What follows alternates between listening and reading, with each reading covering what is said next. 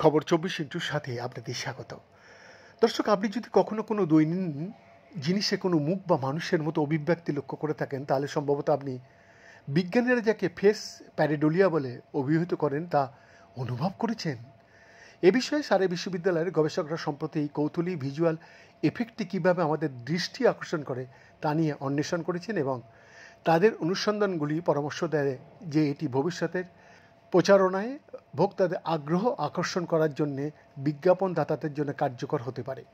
I perception জার্নালে প্রকাশিত এই কাজটি পরীক্ষা করে দেখা হয়েছে যে দুটি পরিস্থিতিতে আমাদের মনোযোগ কীভাবে পরিবর্তিত হয়। যখন একজন ব্যক্তির দৃষ্টি অন্য মুখ থেকে সরে যায় বা এড়িয়ে যাওয়া হয় এবং যখন আমরা মুখের মতো বস্তুর মুখোমুখি হই, সেটাকে পেরিডেলিয়া বলা হয়।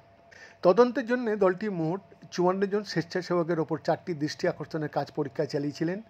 আর এই পরীক্ষাগুলিতে পরিমাপ করা হয়েছিল যে অন্য ব্যক্তির দৃষ্টির দিকের ওপর ভিত্তি করে অংশগ্রহণকারীদের মনোযোগ কীভাবে পরিবর্তিত হয়েছিল। ফলাফলগুলি দেখায় যে আমরা যখন একটা দৃষ্টি এড়িয়ে যেতে দেখে এবং যখন তারা বা আমরা বস্তুতে মুখের মতো নকশা দেখি, এই উভয় ক্ষেত্রেই নির্ভরযোগ্যভাবে তাদের মনোযোগ স্থানান্তরিত করে। তবে মস্তিষ্ক এই সংকেতগুলিকে স্বতন্ত্র উপায়ে প্রক্রিয়া করে। আসল মুখের ক্ষেত্রে আমাদের মনোযোগ মূলত চোখের দিকে এবং তারা কোথায় তাকিয়ে আছে তার দিকে আকৃষ্ট হয়। আর প্যারাডেলিয়ার ক্ষেত্রে আমরা মুখের সামগ্রিক বিন্যাস বিবেচনা করি, যার মধ্যে চোখের মতো যে কোনো বৈশিষ্ট্যের অবস্থানও কিন্তু অন্তর্ভুক্ত থাকে, যা একটি শক্তিশালী এবং আরও টেকসই ফোকাসের দিকে পরিচালিত করে। বৈদ্যনাথ দাসের রিপোর্ট, খবর 24x7।